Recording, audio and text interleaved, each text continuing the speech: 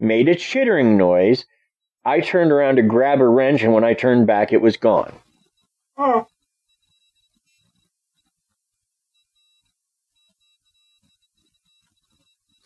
What do you think, Krysta?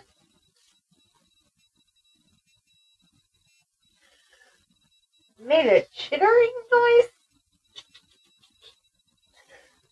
Might have been a really big,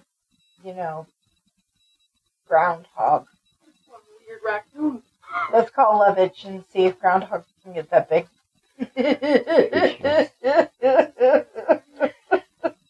And then this last one is from a Michelle. It was from an email we got sometime after the Faye episode. Okay. Michelle, huh? What did Michelle have to say to us? So Michelle was lost in the woods near her home in northern Indiana. The dog had gotten... We're sorry, Michelle. We're glad that you're safe now. Yes.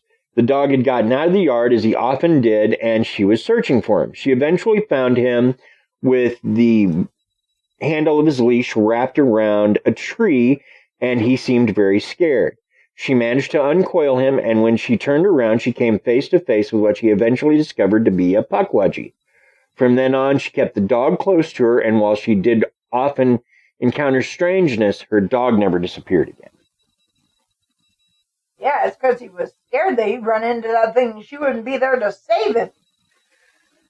Something like that. Now, those are all post-2020. So in the last 2 years. 2 years, yes. So Pukwudgies seem to be an ongoing concern.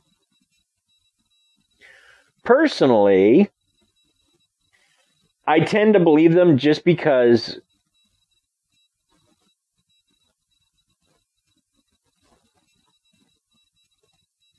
yeah, I mean, there's a lot of them, so to just kind of blow it off seems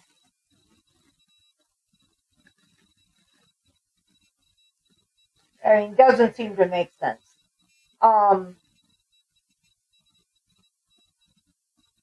But it doesn't sound like it sounds like one of the stories made it sound like a trickster, but for the most part, it seems like they're just out there in the wild doing their thing. Like, they aren't trying to mess with nobody, y'all.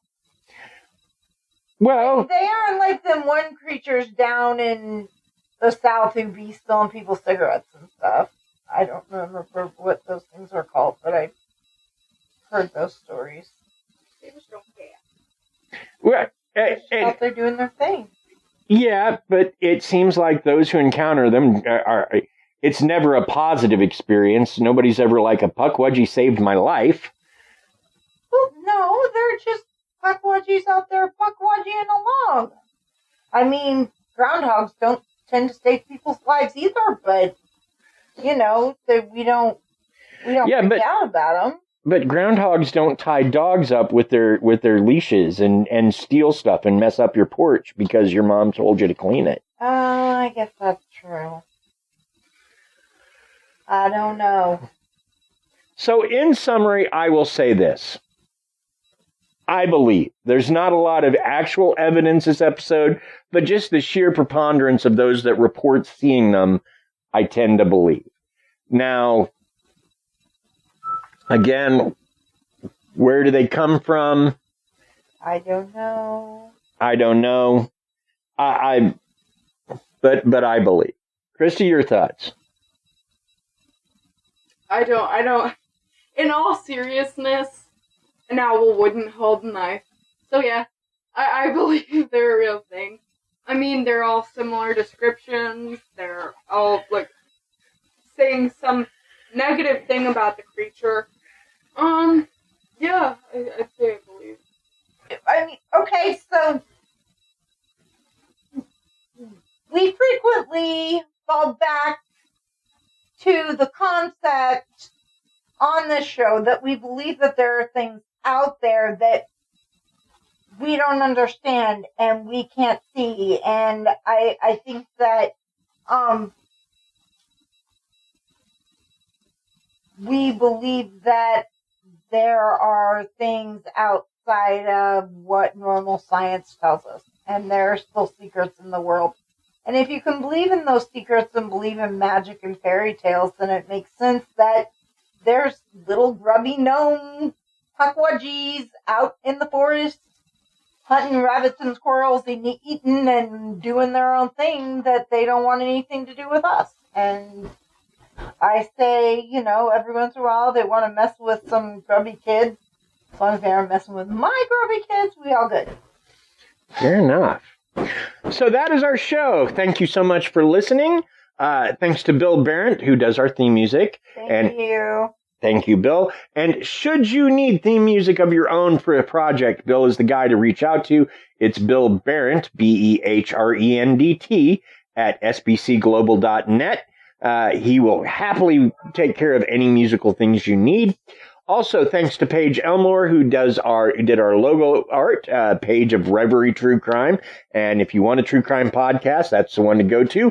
Thank you, Paige. Thank you, Paige. And thanks to Aaron Gnurk of the Big Dumb Fun Show, who promoted us locally. Thank you, Aaron. Okay. And then... Thank you, Aaron. And then remember to follow us on Twitter, Crystalline, Famplot Mom Laura, and, of course, the plot_family. And, Boogeyman KC, if you want to check out Dean's personal. Plot_family is probably the best one. Make sure you join our Facebook group. Follow us on Instagram and Pinterest. At least Krysta and I. We do post show-themed content on both places. Join us next week as we look into crop circles. Ooh, fun. All right. Bye. Bye.